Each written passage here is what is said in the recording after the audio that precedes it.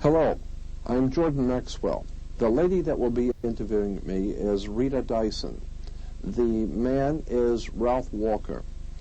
The response to these interviews when they first aired was so favorable that we felt that we wanted to put them together into one program, and we hope that you will enjoy them. Jordan, you've got to tell me about yourself. Well, Rita, first of all, let me thank you for inviting me back, and I enjoy being here with you.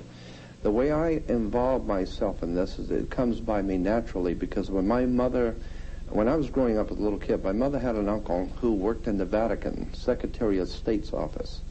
And about every 3 or 4 years, he'd come back to the country to visit the family. And as a little kid, I would sit and listen to this brilliant gentleman talking about international intrigue, politics at the highest levels. And he was quite knowledgeable working in the Vatican Secretary of State's office. And the things he would talk about, the secret societies, the money that was made throughout the world internationally, the politics, and generally the entire world scheme of things, how politics and religion work together behind the scenes. So I grew up hearing this kind of conversation. And my grandfather was a senator. My great-grandfather was a congressman. I have 2 living uncles today who are federal judges. So I grew up around hearing this type of conversation in the family about intrigue and politics and the behind-the-scenes stuff going on in world religion. At the ripe old age of 17, I decided that I wanted to find out if there was a bottom to this issue. And I began my research and study into theology and all of the arcane or occult theologies of the world. I was fascinated by some of the most powerful movements in the world, and I have come to the conclusion that there has never been on this earth a political movement that wasn't a little religious. And there's never been a religious movement in the history of the world that wasn't a little political. But the problem you run into with theology, and when you get into religion and theology, is that there are 2 kinds of facts that we have in theology. The kind you look up and the kind you make up. And so much of what we have been told and left to believe is true in theology and religion, especially in the Western world, is nothing more, in my opinion, than political propaganda. And I think this can be proven, but over and above the political aspect of Western religion, I am also fascinated, as this book brings out, it's just a general anthology on religion, just generally things which most people don't know about theology and religion that the church would rather you not know. For instance, I get into, in particular, the connection between astrotheology, which is the world's oldest religion.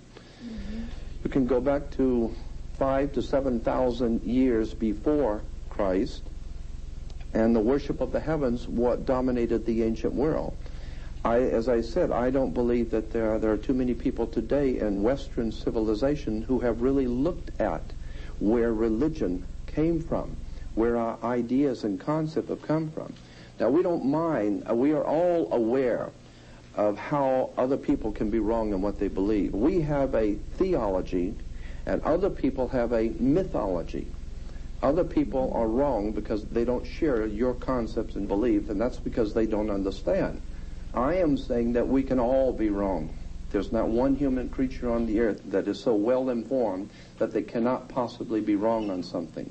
All I'm asking my audience to do is to look at the facts of where Western religion has come from and look at behind the scenes the connections between government and religion. Let me give you an example. When you go into most churches today, you will see the altar is 3 tiers high. It has, in most churches, they will have a fence with the gate, and only the priest can go through the gate or through the fence up until the altar.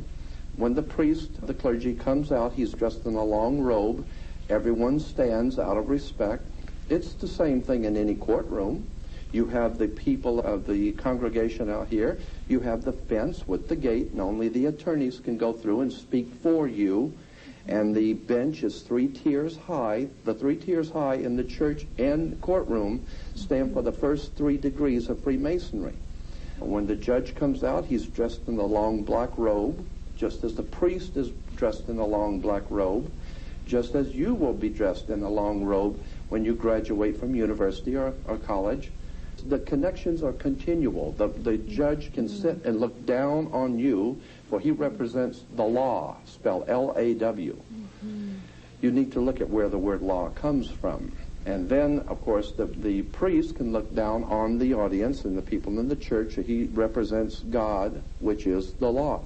So you're saying that people should start looking at things with a different eye. Yes. In other words, people just take it for granted. This has always been, and this is the way it is. Absolutely. But there is an origin for every one of these things. Gerald Massey, one of the greatest Egyptologists that ever lived, wrote that they will find it difficult, those who have accepted the authority as truth rather than the truth as authority. And so I'm saying that that's what's happened to us as a civilization in the West. I'm not interested that much in the East tonight. I'm more interested in our Western way of life and the religion, the philosophies that guide our lives, the mere fact that in this country, in America, when you run afoul of the law, they say you have broke the law, just as Moses broke the law. And of course the sheriff has a six-pointed badge as the Star of David, or the six-pointed hexagram. All of our judicial proceedings in court are based on the old common law of England, or Britannia. And incidentally, Britain is Britain, or British. And Brit in Hebrew is a contract or a covenant, and the word ish means man or men. Therefore, the word British is the covenant men, or men of the covenant. It's a fascinating story when we understand that our government is based on religion, and we didn't even know it. And I'm saying, wake up, do your homework. Okay. You have such a vast amount of information that I have to try and hold you back a minute, because I want to get into more things. Okay. I want to say some things here. Okay. For one thing, first, let me say this. How would you classify yourself? I mean, are you religious, or what somebody would say agnostic? What are you? I'm a common man, an ordinary man, in the pursuit of an extraordinary subject. I consider myself to be one who appreciates and will fight for truth. You are a truth seeker. I think that's probably the best way to term it. I am an extremely spiritual person in that I hold very, very high spiritual morals, ethics. I believe in a very powerful spiritual force that dominates and overshadows the world. Christians call it God. Others may call it something else, but I have a very high respect for spirituality.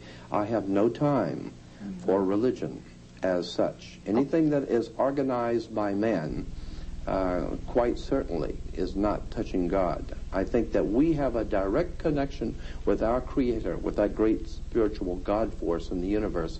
We don't need another man to intervene for us. Okay, so then would you say that, let's say somebody might say, well, how dare you question the Bible? I mean, how dare you write a book like this? You must be a demon or something. How would you answer that? I would say the same thing has been said of Solomon Rushdie. How dare you question the Quran? How dare you question Karl Marx and the Communist Manifesto, or Mao and the Little Red Book of Mao? How dare you question authority? I'm saying that the man that we read about in the New Testament, the one called Jesus, if he taught us nothing, it was to question authority. Because anytime you give away your spirituality and your authority, and you do it yourself, you know, no one comes and puts your hand behind your back and forces you to give up your spirituality and your individual freedom and your right to be a human being and decide for yourself. You do that yourself, and when you do that and you give up your sovereignty to the government, to the church, to a religion, to a book, to a concept, to anything, you are enslaving yourself. All I'm asking the public to do is do a little research. See if what I'm saying is wrong, and Judge for yourself. I'm not advocating. I'm not running for a political position. I'm not trying to start my own church. What I would like to see done as a spiritual revolution in this country where people say, just say no. Just say no to organized religion. Just say no to organized government. Just say no to tyranny. I don't care where it is and what color it is. Bigotry, ignorance, ill-informed, stupidity. Just say no. From here on out, the point I'm making is that you need to do your homework. You need to study and find out where things came from. But what happens? What happens when they do find out? What happens to those who their whole life has been the Bible? There's so many people who have, you know, the Bible is what keeps them going every day. What will they have to replace it? Ask the Russians in Russia today. Ask the Russians in Russia today, what is it like when you find out that you've been hoodwinked, that your government was not the most powerful and most wonderful government on earth, and now it has totally collapsed. Now what are you going to do? You trusted, you brought up your children, you wasted your entire life, and you went along to get along. And now what happens? Your whole world is collapsing around you. And why? Because you didn't do your homework and you didn't stand up for what was right when you could have. You went along to get along. Because it was comfortable at the time, and now it's very uncomfortable. And I'm saying that that's what we all have to do, is look at the uncomfortable facts, that nothing is permanently on this earth. That nothing is permanently on this earth. No. Let's see. They have here Bible models, Bible morality. Who was Jehovah? And this is Thomas Jefferson who wrote this. Who was Jehovah? A being of terrific character, cruel, vindictive, capricious, and unjust. Then also, who was Abraham? An insane, barbarian patriarch who married his sister, denied his wife. Who was Jacob? Another patriarch who won God's love by deceiving his father, cheating his uncle, robbing his brother. This is Bible morality. Now understand, I didn't write that. Other authors are in the book. Okay. But the point I wish to make, one does not need to even read the book. Okay. One can all just read the Bible and read and put flesh on the things which happen in the Bible. This is in the Bible. Of course it is. This is in the Bible. Are you aware that there were 15? Now let me ask you something. Are you aware that there were 15 other major religions? This is history now. Okay. Not conjecture, history. There were 15 major theological religious movements in the world before Christianity that taught exactly the same identical story of a Messiah who came to the earth, who was born in a manger, who died on a cross, who had 12 apostles, who died with a crown of thorns. Are you aware that there were 15 major religions that had the same identical teachings of Christianity? Most people aren't. And I'm very suspect of a 16th religion, which is copied off of 15 previous religions, and I am told that this one is the truth. I become very suspect. That's the way I am as a teacher and as a researcher and a writer.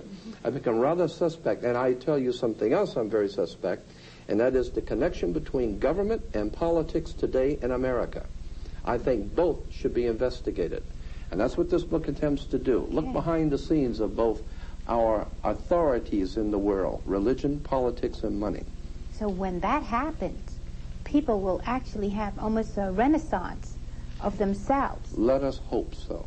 And a whole new type of person can come about. I think you will agree that that's what we need. Our country is in trouble. Our families are in trouble. Our whole human race is in trouble. And basically we can boil it down to three problems we all share on this earth in common: religion, politics, and money. And I'm telling you the three are not separate, they are all one, because in the ancient world the king always represented not only temporal power but also heavenly power. He was the connection between the people and God. That is why today we have you cannot get married in this country today in America. We are told that there is a division between church and state. No such division exists. If you want to start a church, you must get a 501c3 permit from the government. You must get permits. You must pay the fees. You must do all of these legal things, the red tape of government, before you can set up a church. Now, once you've set up the church with all the government's permission and permits, you cannot get married in this country unless you have a marriage license first. Then you can go to the minister and be married. And if your marriage doesn't work out, you don't go to God. You go to a judge in the courtroom. I'm telling you, there's something going on here between religion and politics, and it's money. It's power. And until such time as we're willing to look at what's been going on in this country for over 200 years and be open-minded, because your brain, your mind is like a parachute. It don't work if it's not open. I'm telling you, we can be exploited if we're not willing to open our minds, open our hearts, and say, let's look at the facts. Because the fact is, all over the world, people are being led by religious leaders. Ayatollah Khomeini and Saddam Hussein are just two of many people. And in this country, we put things on the back of our car, support our troops in the Middle East. You don't even know what they were doing in the Middle East. Do you think that has something to do? And politics. Okay, religion and politics. Do you think that has something to do with this, what we call this New World Order, this global unification? That you can bet on. You do? I think that I can make a very good case of that in a court of law if given an opportunity.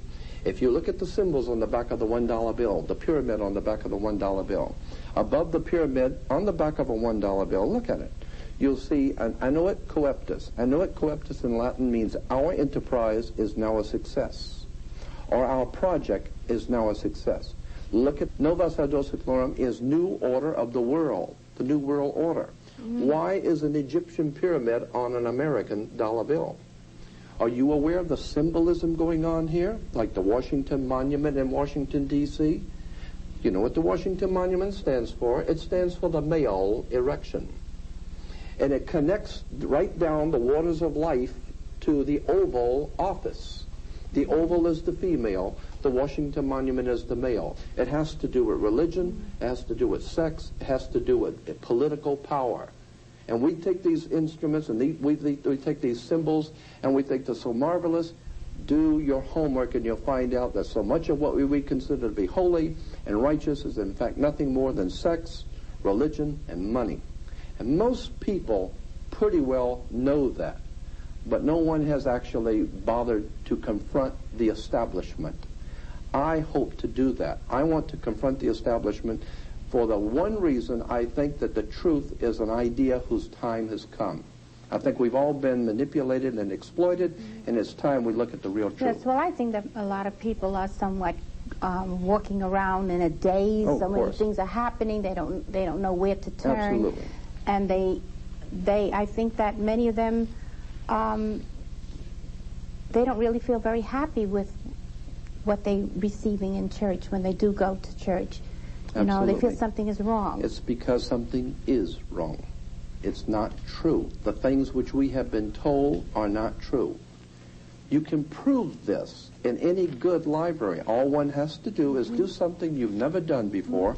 Go to a library and spend all day reading theology, and you will find the world has known for thousands of years that these stories are nothing more than stories. As a matter of fact, Rita, the Bible is called the greatest story ever told.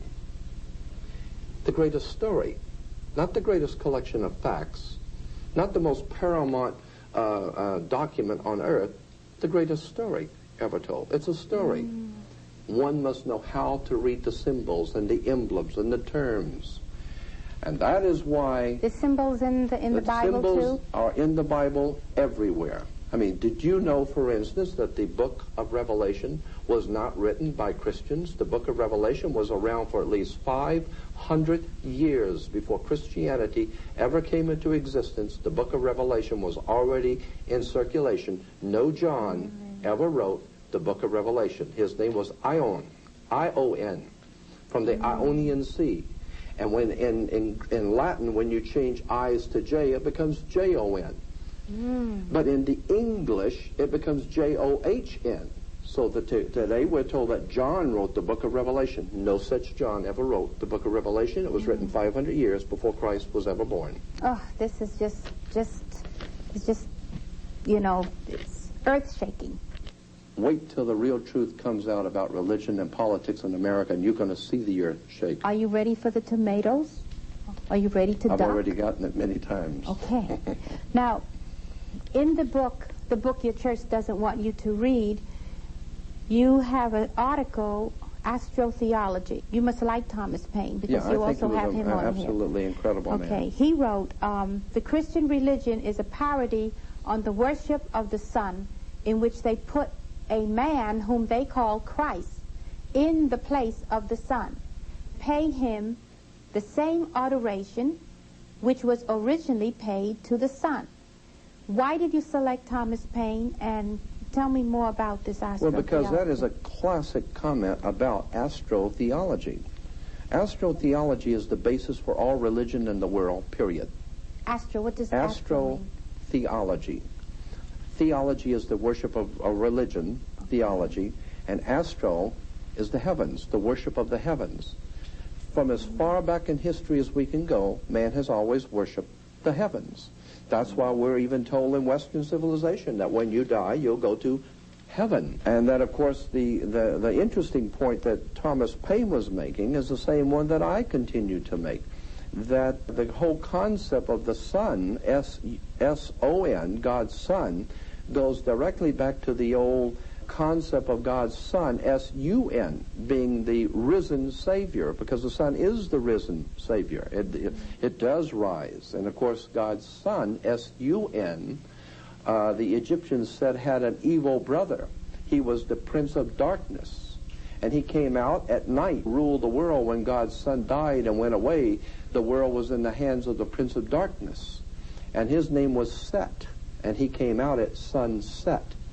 Okay?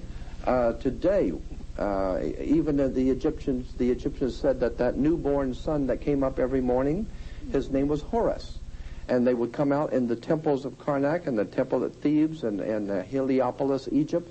And when the sun would come up in the morning, as they still do in the Islamic faith, they would meet in the morning to greet the coming of the new sun. We do it in Easter. We have Easter sunrise services. Horus. Yes. Horizon. Horus Rising. That's where we get the word horizon. I'm saying that there are 15 major religions in the world before Christianity that have taught the same thing. It is a very ancient, old story. That's why the Bible's called the greatest story ever told. And I'm not saying there's not good spirituality in the Bible. I am saying that it has been twisted and used by political powers for a political agenda to keep us ignorant, ill-informed, and unread, depending on the Lord to come back to help us, when in fact there is no Lord coming back to help us. Education, knowledge, and your own personal spirituality and investigation of what the story is really about. Do your homework. That's the only salvation we have left. Well, there's a few questions I wanted to ask you, but okay. What about, there's no Adam and Eve? No, Christ? Adam comes from the word Adam. No, that's why the Hebrews do not take part in Christianity. The Jews do not accept Jesus as the Messiah, and many Christians, jumping to conclusions, say, well, the Jews don't accept Jesus. That's because they hated the Messiah. No such thing is true. The reason why Jews do not accept Christianity is really rather simple. They know the story. And they know it's just a story. It's the Gentiles that don't know this. What we need to do is wake up and find out that this is a story. What is the story telling us? In our last discussion, you were saying that the government, which says about separation of church and state, but that is not true. I don't believe that. The government is very much involved with religion. Yes. Actually, if you'll go back to the very beginnings of mankind, there's always been this coexistence between government and religion, between church and state. And of course, in all the ancient empires, the king also was the mediator between God and man. So he wasn't just the king of the state, he was also the mediator between his people and God. Up until the time of the French Revolution, that was always the case even in Europe with the papacy. Today, of course, we in America like to believe that we have a division between church and state. But it is my proposition and my idea that no such division exists, that the church as we know it today in Western civilization is in fact nothing more than a tool and a counterpart to government. It is like two hands, government and religion, both helping the one mind as to where government ideas, concepts, and belief systems have come from, and theology and religion, and where those ideas have come from, and show the connections behind the scenes of how we, because we're unread in the field, are being manipulated and exploited by government and religion. And I think it's an idea whose time has come. And you asked me before what kind of a reception I get. I get a very powerful, positive response. When I was in New York, on ABC New York, with Bob Grant, I was supposed to do a half-hour interview. I ended up doing a 2-hour interview. The response was overwhelmingly positive. Many people in our country know instinctively that there's something going on in big government, big business, big money, and big religion. And everyone seems to know that, but no one has, as of yet, gone into and brought out all of the facts surrounding religion and government in our country and the monetary and the money connection. That's what I'm trying to do. Yes. Now, if people begin to see what you're saying, and I mean, our government, the guidelines, it's based upon, the moral guidelines is based upon religion, right? Absolutely. Now, if you take away the religion, what will happen to the moral guidelines? Well, I'm won't not have trying. any. You see, I'm making the distinction here. I'm not talking about spirituality. I am a very highly spiritual person. I believe in a divine overshadowing in the universe. I do believe in the absolutely divine. In a divine God or creator. I totally am convinced that there is a divine essence to us, and so I have no problem with spirituality. What makes you convinced? Well, I'm talking about organized religion. No, but what makes you convinced about that we do have a divine spirituality? Oh, I think that there are far too many things that happen to all human beings that we know that there's more to life than just us. Okay. I think that we've all had too many experiences. Every one of us have had experiences, some even more so than others. Right. But to prove that there is some sort of a spiritual dynamics to our life. I myself have had many experiences in a spiritual way to convince me that I am not here on this earth by myself, that there are spirits here. I believe in a God or a creator. I have no problem, as I said, with spirituality. I have a very big problem with government, money, and religion. Yes, that's somewhat contaminates the beauty of the divine essence. Absolutely. That is there. No doubt about it. And we have the best politicians and religious leaders that money can buy. And I'm tired of that. So that's can I just ask you something kind of thrown off a little bit? Do you believe in reincarnation? And what does the Bible say about that? And well, I believe that I think that you can make a good case for this, that in the Bible, in the Old Testament and the New, I believe that there was much in the Old and New Testament to support reincarnation, but was dropped out and taken out during the Middle Ages, because we know that happened. We know many scriptures were deleted, and some things were put in that were not in the original.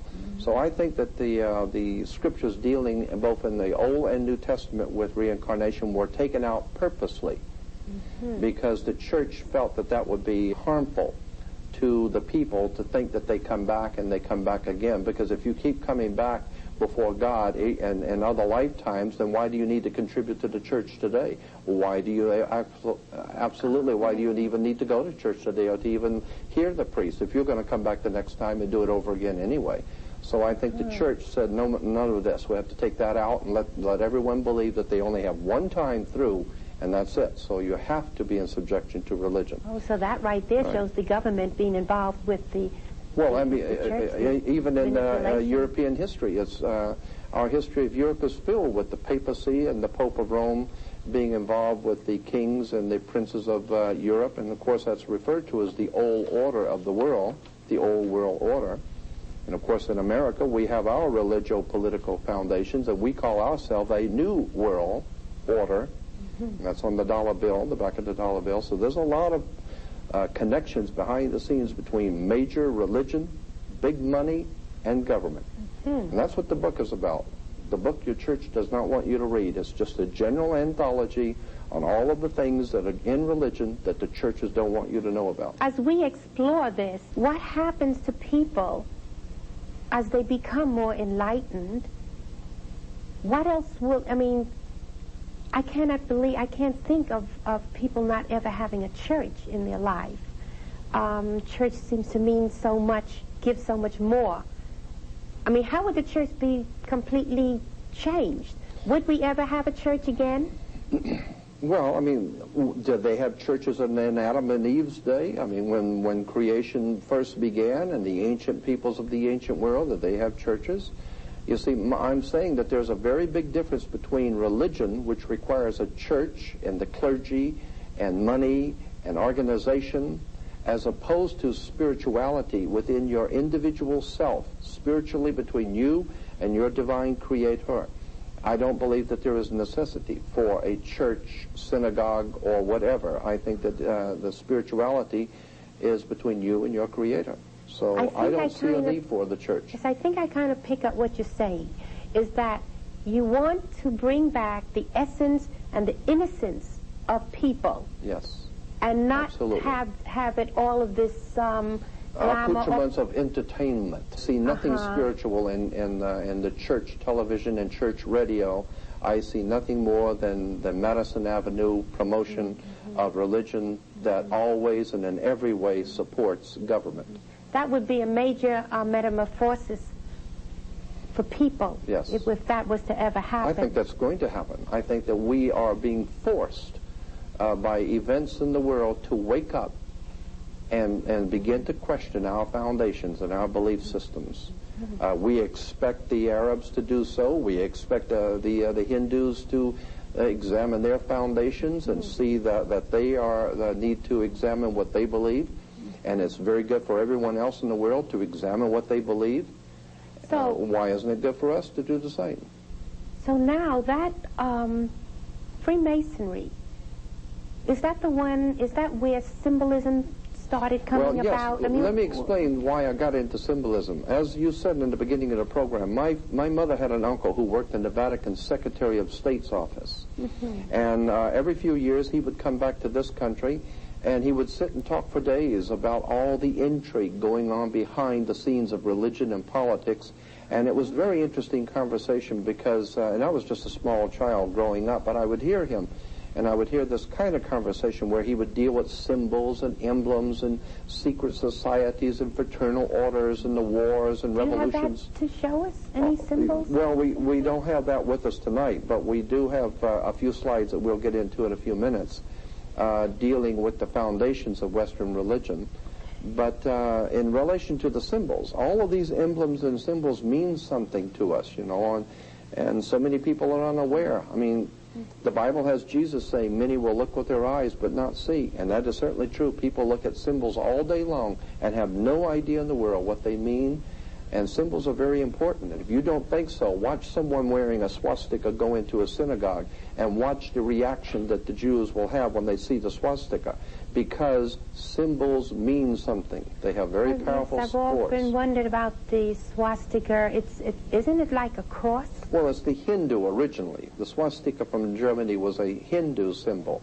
And of course, then it generated down into, finally, the Nazis picked it up, like many other nations, and other people picked it up, too. I'm just going to make mention about the foundations of Western religion. Or maybe we can do that on part, the next show. We can.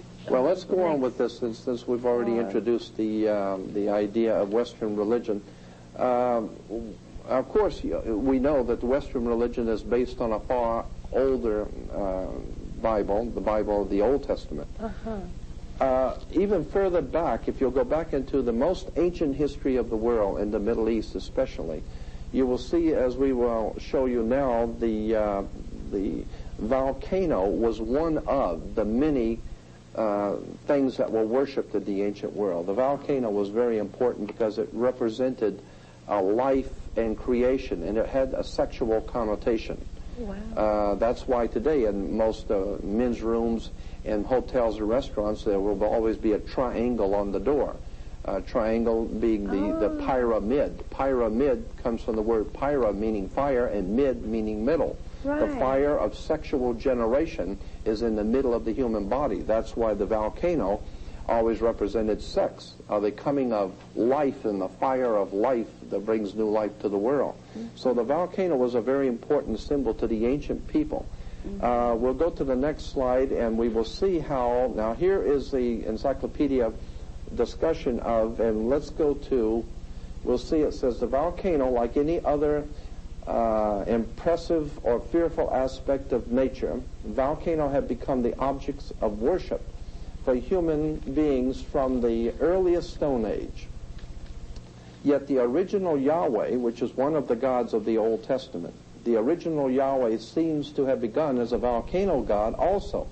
Mount Sinai, where Moses encountered him, as was the seat of the Midianite god, and in the Midianites' earliest homeland, he was identified with the local moon god Sin, which is where we get the name for the mountain in the Middle East, Sinai or Sinai.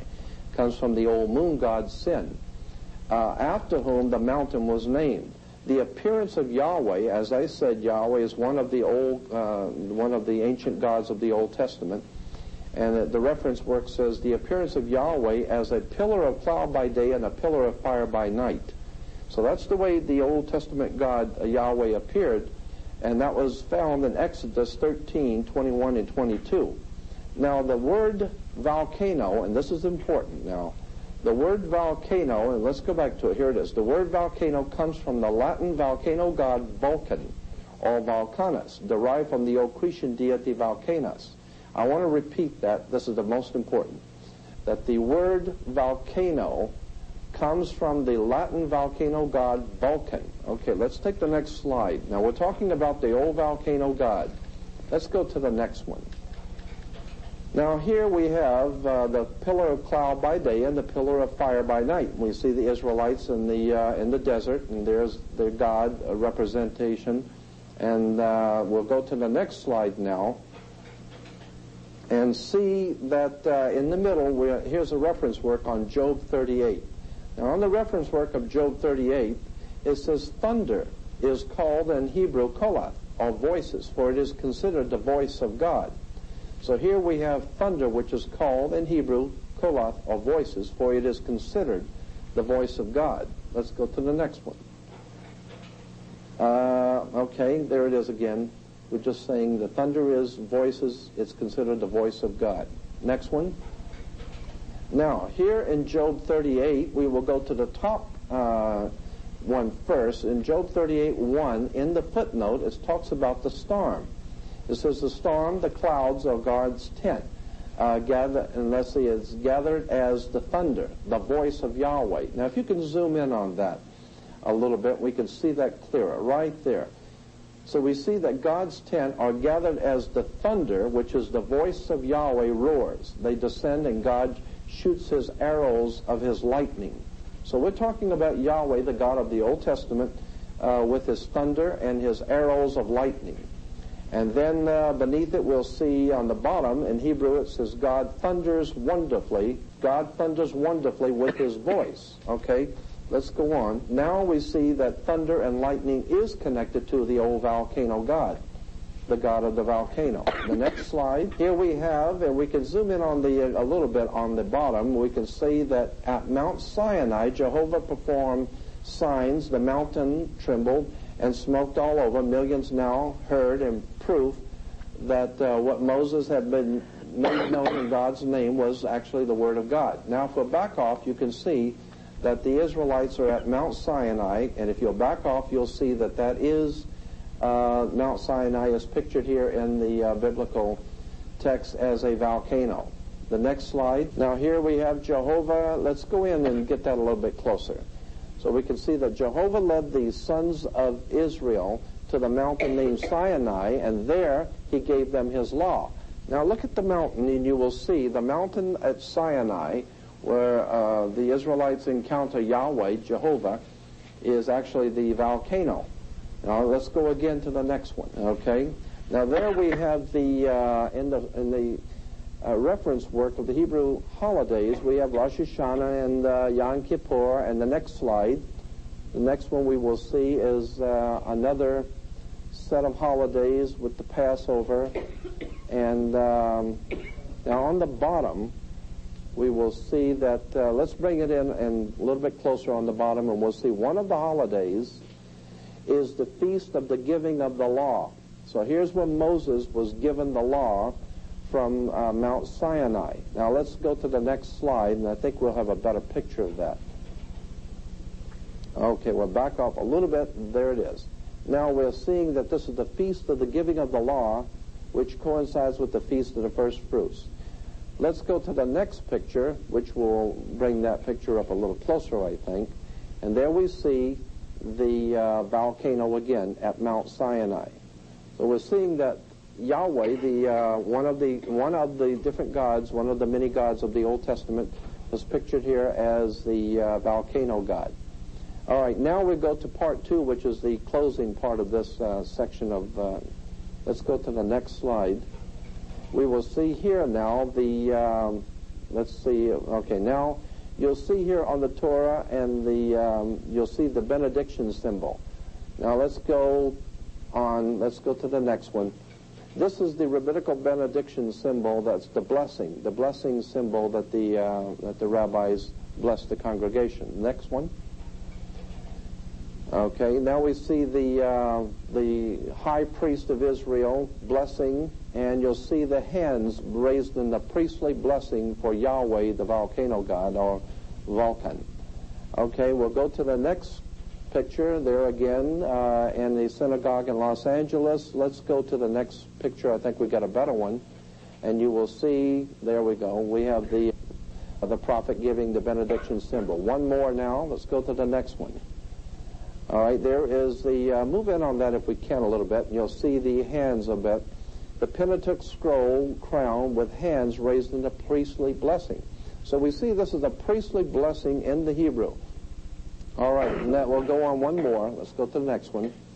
Here is the rabbi giving the priestly blessing for Yahweh at the synagogue. And one more, which is the last picture, will be explaining why Mr. Spock gives the priestly blessing. The next picture, the priestly blessing, and that's why Mr. Spock is called a Vulcan. That was the whole idea of the Vulcan, comes from Vulcanus, or the old Cretan deity, which was later to be found in the Old Testament under the name of Yahweh. In those foundations of the religious movements, we have our political movements, and so therefore what we need to do is understand that our religions and our politics are both one and the same, and if we're under the law and have to be a nation under law, the law is, of course, the law from the old volcano, Cretan volcano god Vulcanus, the Vulcan. So I'm saying, as I said, there are two kinds of facts in theology. There's the kind you look up and the kind you make up. And all I'm saying is that there's been a lot of theology that has been given to us, but people need to do their homework, because so much that we've been given, which is holy, comes to find out when you do your homework is not that holy. What about this thing that and I'm going to ask you something that a viewer may ask. Mm-hmm. What about the curse of Canaan? Yes. Well, it was actually the curse of Canaan supposedly explains where the black man comes from, because he was cursed by God. That is a horrible misuse of Scripture, and I think it's too much of a subject to get into now. Suffice it to say that it was purposely used by people who knew better when they were using it, that it was not a curse on the black man that has to do with Canaan and the Canaanites. Mm-hmm. And the curse of the Canaanites. Canaanites were not black people. Black people were Africans, not Canaanites. Mm-hmm. So we can dispense with that. It was misused Scripture. Mm-hmm. Is that something that we could have another topic on? Yeah, that would be a very interesting one. When you get into Canaan and Babylon, and how today the Babylonian Empire still rules in our world today. Our symbols and our emblems come directly from Canaan and Babylon. So if there's a curse on Canaan, we're enjoying it right now. Okay. All right, so now you don't feel that this is going to take this away from people? No, I think it is a privilege to educate and help people to understand where things come going from. on. Yeah. I am absolutely enthralled, and I mean, I feel it's such a treat that you have come to be with us and to share this information with us. The secret societies is a very profound subject, and it's one that most people just have never even looked at very closely. For something that is so powerful and so important in our day, the societies which control our country from behind the scenes, it's really important for us to understand how they got here and the symbols which are used. Symbols, occult symbols, are like letters of the alphabet. Put them together and they tell a story. But if you can't read the symbols, you don't understand the story. Okay. And so a classic example I'd like to bring to your audience's attention is like on the dollar bill. On the back of the $1 bill, everyone's has a $1 bill in their pocket, but very few people have ever looked at the symbolism on the back of a $1 bill. There's much talk going on today in Washington about a new world order. If we look at the back of the dollar bill, the $1 bill, on the left-hand side you'll see the magic circle, and within that magic circle is the pyramid with the all-seeing eye separated from the body of the pyramid. And above the top of the pyramid, just above the eye, you have annuit coeptus, which is Latin for annuit means our enterprise or our project. Coeptus basically means has been crowned with success or is now a success. Therefore, annuit coeptus is our enterprise is now a success. Now, the enterprise itself is beneath the pyramid, novas ordo seclorium. Novas is all Latin. Novas is for new, ordo is order, and seclorium is for the secular. Secular is like your secular job, your secular education, which means worldly, or the secular world. Therefore, novas ordo seclorium is new world order. Now, the interesting thing about this symbol of the new world order, why is it pictured beneath an Egyptian pyramid? Pyramids are in Egypt. And so there's a reason why Egypt has played such a very big part in America. America is, to the secret societies of the world, America is referred to as the new Egypt. And therefore our symbols are from Egypt. Like in Washington, D.C., you have the obelisk of the White House. The obelisk is Cleopatra's Needle. Known as Washington Monument. The Washington Monument is nothing more than the Egyptian Cleopatra's Needle. As a matter of fact, if you fly over Washington, D.C. and look down, and you have pictures in libraries of Washington, D.C. from the air, you will see that it is laid out in a tremendous pyramid with the Capitol building in the triangle at the top. There's the long waterway, which is the River Styx, which is out in front of the Cleopatra's Needle. And, of course, at the end is the magic circle, the Masonic circle. So it's all has to do with ancient occult secret societies, fraternal orders, and their symbolism. Now, a question that some viewers may be wondering, why the writing, why is it in Latin and not in some African language? Well, why Latin? Because, that's a very good observation, because it is African symbolism, but Latin language, because the how would you say, the new order was going to be made up of a white society, a white elitist society. And it would be based on the old mysticism and religion and philosophy of Africa, but it would be a new Africa or a new Egypt. So you're saying that new societies go all the way back into the Great Pyramid? Oh, yes, it goes all the way back, right. As a matter of fact, if you remember, the pyramids are made out of bricks. And those who work in the ancient world with bricks were called stone masons. And that's, of course, where we get today, the Masonic societies, or the Masons who work with bricks, so that almost all Freemasons realize that their fraternity of Freemasonry goes all the way back into the ancient world, into the first dynasties of Egypt, and all of their symbolism comes from Egypt. But what's important is to understand that today, in order to understand when the president says the New World Order, and you hear this term quite often now, let me explain to you what's being said when you hear the words New World Order. America is referred to as the New World. Christopher Columbus discovers the New World. Well, the Old World is Europe, and for almost 2,000 years, Europe has controlled the world. Europe has dominated the world, and Rome has dominated Europe. So for almost 2,000 years, Rome, or the Roman Church, the Roman authority of Europe, through their ancient houses, their fraternal houses, have controlled Europe, and Europe has dominated the world. Now, did the Crusades have anything to do with this? Absolutely. That's exactly right. That's why Steven Spielberg and the George Lucas movies with Indiana Jones and the Last Crusade. Okay. Of course, you can't understand the Last Crusade if you don't understand the first one.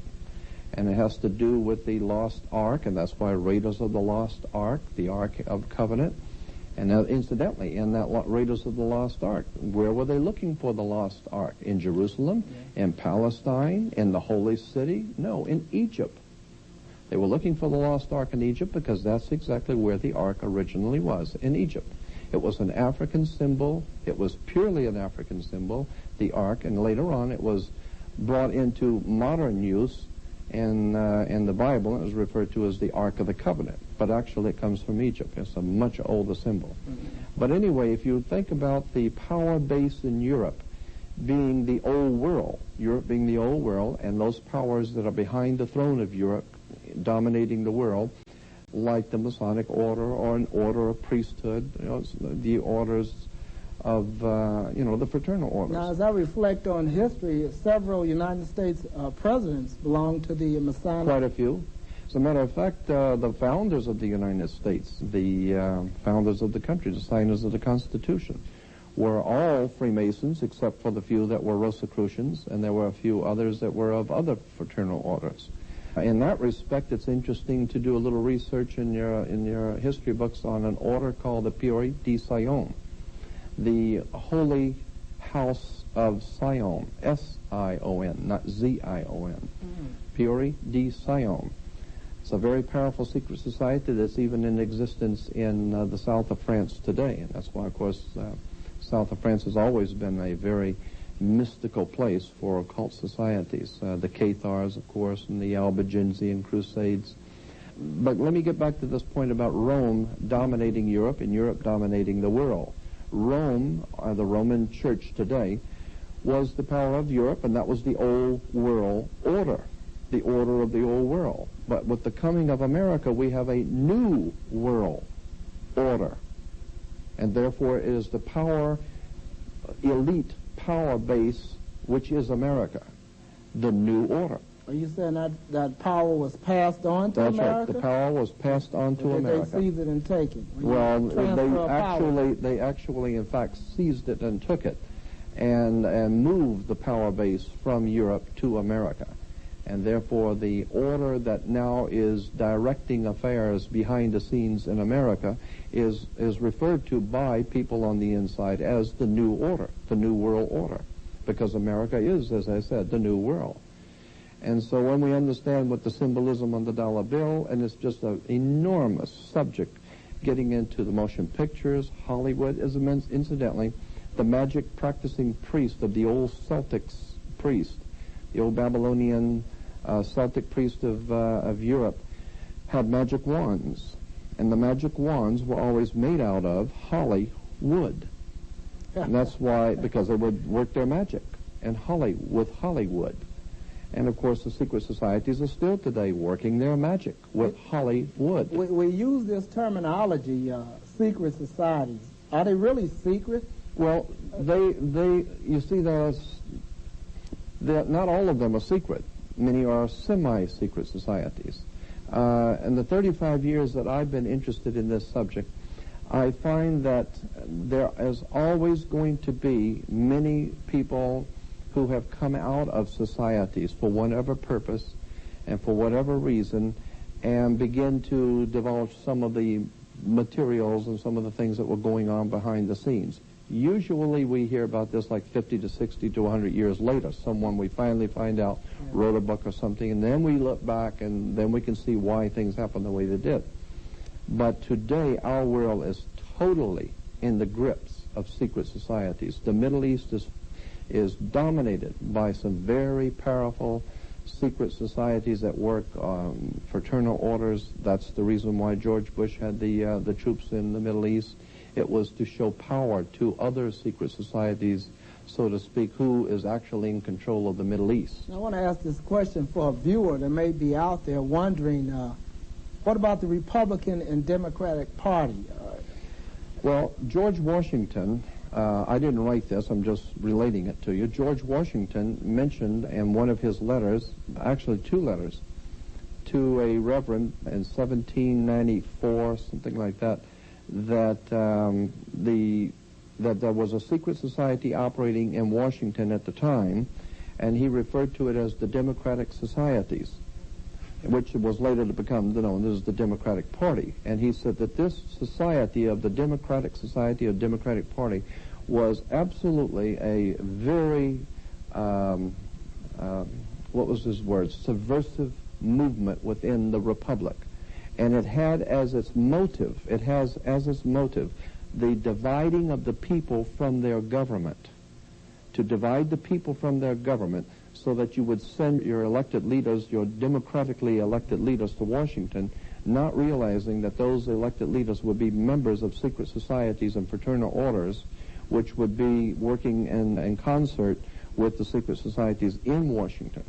And you have to understand that Washington, D.C. is a very powerful spot in the world for secret activities. All right, well, I'll throw on a name like Ross Perot. Yeah, well, Ross Perot, I mean, he's even a newcomer. I go back into Woodrow Wilson's day. Woodrow Wilson's connections with occult orders and the occult symbols on the dollar bill. There's an interesting point about the dollar bill on the right-hand side with the eagle. Of course, the eagle is the old phoenix symbol of rising from the ashes of destruction, coming from the old Roman symbols, which even goes back even further than that. But above the eagle on the right-hand side of the dollar bill, you'll see 13 stars just above the eagle's head. 13 stars, and there are 13 cloudbursts around the 13 stars. There are 13 feathers in the wings. There are 13 stripes in the shield. On one side, there are 13 arrows. The other side, at the bottom, there are 13 leaves and 13 berries in the leaves. The pyramid on the left-hand side has 13 layers. Now, what is berry symbolic? Well, it's just the most important thing is the 13. Why is 13 so dominating the dollar bill? Because 13 is a very powerful, mystical number to secret societies because, incidentally, our 13 colonies, the original colonies, were the reason why we didn't have 42 colonies. Why didn't we have 10 colonies or 127 colonies? Why do we have 13? Now, some viewer out there might say, well, 13 is an unlucky number. That's right. 13 is an unlucky number for you. That's the point. 13 is unlucky for you to use because it's a holy number. The 13 is based on Jesus and his 12. Jesus and his 12 make the 13. The 12 followers of Jesus were called in the Bible the cornerstones of the New World Order, the cornerstones. Jesus is twice referred to in the New Testament as the chief cornerstone the builders rejected, the chief cornerstone. Mm-hmm. The word chief cornerstone in the Bible is a Greek word, means the peak of a pyramid. That's what it means. So they're the top of a pyramid. Therefore, that peak of the pyramid is a chief cornerstone. And according to the old occultic understanding of the old Kabbalistic understanding of the Bible, that pyramid at the top with the eye is, of course, Jesus. The eye goes back to, of course, Horus, which was the sun in the ancient Egyptian. And, of course, today we have that eye on the dollar bill representing Jesus, or God's son.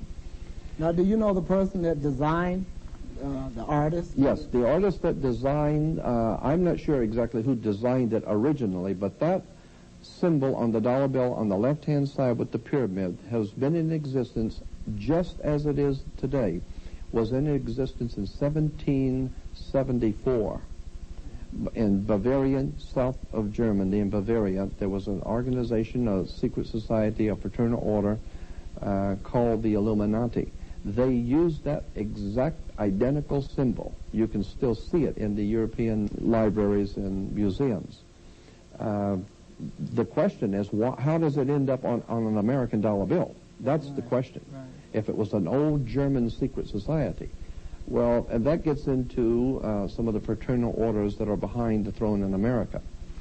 There's such a vast subject. Which leads me up to a question, not to cut you off, but what is the impact of secret societies on American politics today? It absolutely is the heart, the blood, and the brains behind America today of secret societies. The Republican Party as one hand, the Democratic Party as another, and the brain is the secret societies behind the scenes. Very powerful, intelligent people are at work. So in point of fact, it doesn't matter who is made president. The power is always going to be in the hands of the people behind the scenes. That's why in America we have a right to elect. We love to talk about our right to elect, but we don't have a right to select. That is decided upon by those who are in power. Like today, the Democratic Clinton and the Democratic candidate Clinton is a member of the, is a very well-educated man. He is a Rhodes Scholar. Yes. And if you understand what the Rhodes Scholarship comes from Cecil Rhodes of South Africa. And Cecil Rhodes said that he was going to leave his millions and millions of dollars to set up a secret society that would be teaching young white people, young white men, to be able to come into power and handle the power of a very vast new world government. And so that was the dream of Cecil Rhodes, to be able to create a secret society that could dominate the world from behind the scenes and do it with such expertise that no one should ever even get the knowledge of it. Now, it seems like the winds of change. You hear that statement quite frequently when it comes to politics and people uprising to change governments. Does secret society have any impact for the situation that's going on in Europe? Absolutely. As secret societies have to do with everything that's going on in the entire world. You have to know that where there is politics, there is money. Where there's money in politics, there's religion. And there are powerful forces at work right now in Yugoslavia. There are books written 20 years ago talking about how the secret societies in the 90s, the early 90s, were going to break up Yugoslavia. And they had already designed how they were going to do it, who they were going to start the war with, and how they were going to start it. 20 years ago, books were written about Yugoslavia. That's just one example. And if you, in that type of research, you can pretty well tell what's coming down the line. You can already tell the who's going to be doing what if you understand the story. As I said, if you can read the symbols. Now, a question for viewers out there. You're not just predicting doom. What can the American people do, or people that want to change? What can they do to expose these societies? Well, let me say this. I am directing my words, my work, what I do. I am directing my comments and my work only to a select people, only to select few. And that is those who really care about their lives, those who really care about the country they live in, those who really care about freedom, liberty. And I believe that the most important thing one can do is to educate your mind first, because that's where real freedom is in the intellect, spiritual and intellectual freedom. And without that kind of freedom, things you don't understand, things you don't know, not being able to read symbols, that's where they have you. So because you don't understand the game that's being played. We're in a world surrounded with symbols and images. Right. And so one needs to take the time to explore the history of these and see what they really mean. A lot of people might think that this is the kind of a subject that you'd have to be in government or behind the scenes. You'd be surprised how much material is actually out there if you just know where it is. Well, this is the information age, it's dubbed that. That's right.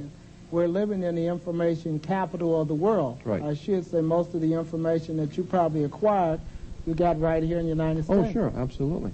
It's interesting, too, that your listeners might be interested to know why our country is ruled from the District of Columbia, and why we have Columbia Broadcasting System and Columbia University, and the space shuttle is Columbia. And, of course, the Columbia Broadcasting, CBS, Columbia Broadcasting Television, has the symbol of the all-seeing eye, the eye on the dollar bill. The United States is ruled from the White House, not Black House or Brown House, but from the White House. And England is, of course, ruled from the White Hall, which is like the Masonic Hall, the Lodge Hall, or England's government comes from White Hall. America is from the White House. So there are symbols and emblems, and they mean something. And I might also interject this. This I consider to be very important. When the new King of England is crowned, Prince Charles is made king, listen to the words that the Archbishop of Canterbury will say to new king in his initiation ceremony. He says that the King of England is taking this position of king for Jesus Christ and ruling for Jesus Christ, ruling for Jehovah on God's throne. And that is why God's kingdom is represented by the United Kingdom. The United Kingdom is God's kingdom. And, of course, Rome has a terrible dispute with that. Rome had a dispute with England being the center for God's kingdom, or the United Kingdom. The Pope felt that he was the vicar of Christ, and that was the basis for 2 world wars that we got involved in, as to who and what secret society was going to be dominating the world. The old world of Rome,